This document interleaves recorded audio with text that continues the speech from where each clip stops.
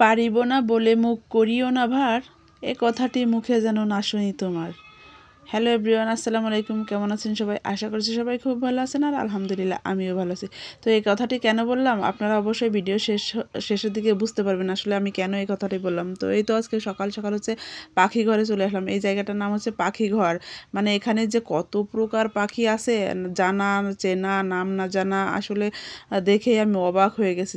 এগুলোর নাম কি আমি ঠিকমতো জানিও না, কিছু জানি কিছু জানি না। দেখেন এই পাখিগুলো এতটা সুন্দর, ছোট্ট ছোট্ট কিউট কিউট পাখি একটু উড়াউড়ি করছে। আমি তো এসে মনে হচ্ছিল আমি সবগুলোই কিনে নিয়ে যাই। আর এর এর দেখেন এর পিছন দিক দিয়ে একবারে ময়ূরের মতো পেখম মেলছে, বাট এটা ময়ূর তো নাই, এটা এক ধরনের কবুতর সাদা। আবার এই পাশে আর একটা কবুতর আছে। তো আমার মনে হচ্ছিল আমি সবগুলো কিনে নিয়ে যাই, বাট আমার বাসাতে পাখি রাখার মতো কোনো সিচুয়েশানই নাই। সো আমার মনে হয়েছে যে আমি এক সময় হয়তো ছোট ছোট লাভ বার্ডগুলো কিনবো। ওই যে ওখানে থেকে নাম শুনেছি লাভ বার্ড, ওগুলো আমি কিনবো এক সময়, এটা আমার মনে হয়েছে। তো এই তো আপনাদের সঙ্গে শেয়ার করছি। দেখেন কত প্রকারের পাখি, আল্লাহর সৃষ্টি যে কত সুন্দর আর কত রকম যে আছে, আসলে বাহিরের জগতে না গেলে কিছু বোঝাই যায় না। তো এই দেখেন কত সুন্দর লাগছে পাখিগুলো। এটা হচ্ছে মেবি টিয়া পাখি। তো চোখ দুটা লাল দেখে অনেকটা ভয় করতেছিল, আর ছোট্ট একটা আছে, ওটার চোখটা লাল না। তো এদিকেও কতগুলো টিয়া পাখি আছে। মনে হচ্ছিল কি যে আসলে আমার যদি বাসার কাছে হতো আমি প্রায় প্রায় ওখানে যেতাম আর এদেরকে দেখতাম। এরা কত যে সুন্দর, আল্লাহর সৃষ্টি তা বলার না।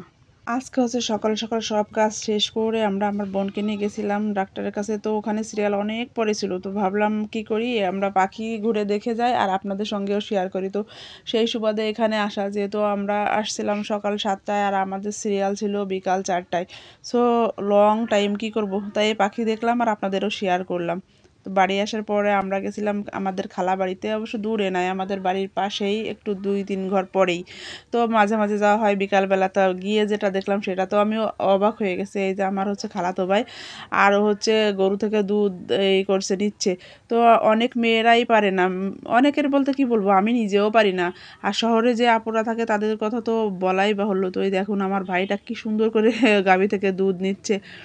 তো এটা দেখে আমরা হাসাহাসি করতেছিলাম, ও হাসতেছিল আর আমি ভিডিও করতেছিলাম। ও অনেকটা লজ্জা লজ্জা পাচ্ছিল। যাই হোক, আমি বলতেছিলাম আমি তো পারি না, তুমি এটা কোথা থেকে শিখেছো? তো ও আর কি বলছিল যে আমি মাঝে মাঝে এটা করি, ওর আম্মা মাঝে মাঝে অসুস্থ হলে ও এটাই করে। আসলে মানুষ চেষ্টা করলে কি না পারে সেটাই বলতে হয় আর কি। চেষ্টা যদি থাকে আর ধৈর্য থাকে তাহলে মানুষ অসাধ্যকেও সাধন করতে পারে। তাই তো দেখুন এই ছোট্ট ভাই, এটা হচ্ছে ইন্টারমিডিয়েট পড়ে, তারপরেও সে গরু থেকে দুধ নিচ্ছে। আর আমি তো ভয়ে বাবা, আমি এর কাছেও নাই, ধারে কাছেও নাই। তাও হচ্ছে এটা করতেছিল আর আমি এটাই ভাবছিলাম যে আসলে সব মানুষ সবই পারে। আজ এ পর্যন্ত, আল্লাহ হাফেজ।